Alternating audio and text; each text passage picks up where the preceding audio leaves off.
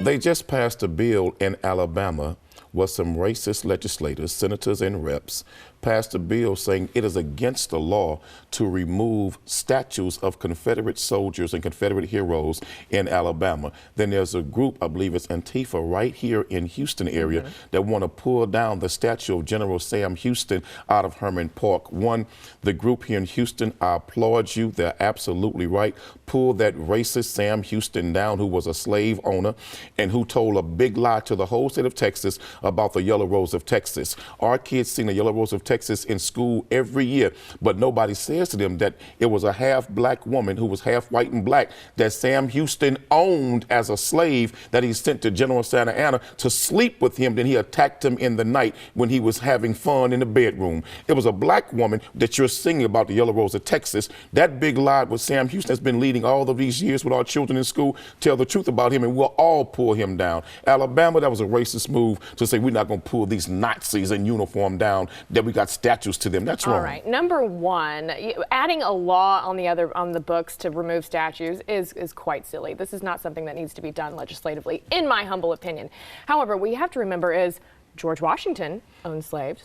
Thomas Jefferson also owned slaves, and they are American heroes. Now, slavery is one of the most disgusting and despicable moments in our American history.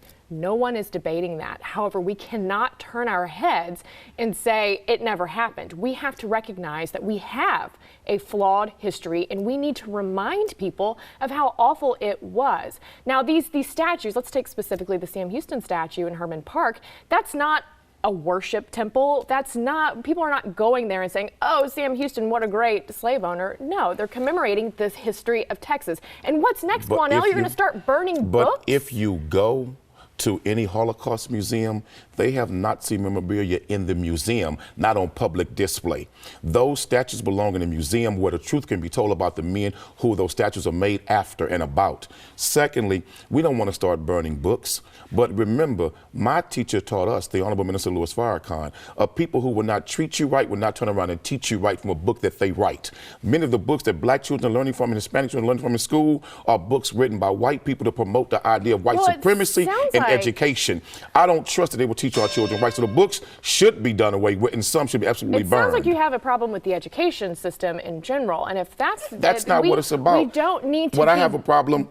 I have a problem with what Dr. Carter G. Woodson said, the founder of Black history, the miseducation of people. So much miseducation has gone out in the name of these heroes. You call Washington and Jefferson heroes. They're heroes to white people, certainly not black people. They owned slaves and hated our very existence. They're none of my heroes and none of ours. They are American heroes. That is like hell they are. They are nothing more than racist slave owners who were perpetrating crimes of humanity against black people. That's no hero. I mean, every human makes a mistake. Slavery, unfortunately, is a mistake. Is a sick mistake. Slavery was not a mistake. It was a sick mistake that we made. No, a mistake is when you go away from the right thing, not knowing what you're doing. An error is when you do wrong, when you know you're doing wrong. That was a human error and a stain against humanity. And we don't need to erase it. We're a flawed country, and we need to learn